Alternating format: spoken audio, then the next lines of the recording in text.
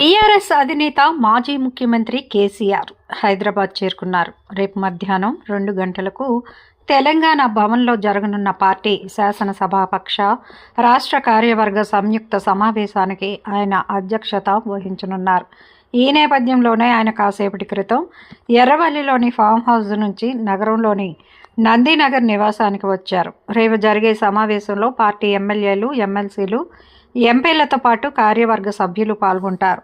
రాష్ట్రంలో కాంగ్రెస్ ప్రభుత్వం ఏర్పడి 2 ఏళ్లు పూర్తయిన సందర్భంగా ప్రభుత్వ పాలన తీరు, ఇచ్చిన హామీల అమలుపై ప్రధానంగా చర్చించనున్నారు. అలాగే ఇటీవల జరిగిన జూబ్లీహిల్స్ ఉప ఎన్నిక, సర్పంచ్ ఎన్నికల ఫలితాలను కూడా సమీక్షించే అవకాశం ఉందని పార్టీ వర్గాలు చెబుతున్నాయి. వీటన్నిటితో పాటు నదీ జలాల అంశంపై కీలక కార్యాచరణకు కేసీఆర్ శ్రీకారం చుట్టనున్నట్లు సమాచారం.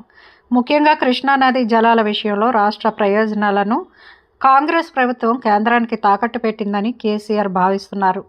ఈ అంశాన్ని ప్రజల్లోకి బలంగా తీసుకెళ్లి ప్రభుత్వంపై ఒత్తిడి పెంచే వ్యూహంపై ఈ సమావేశంలో చర్చించనున్నట్లు తెలుస్తోంది.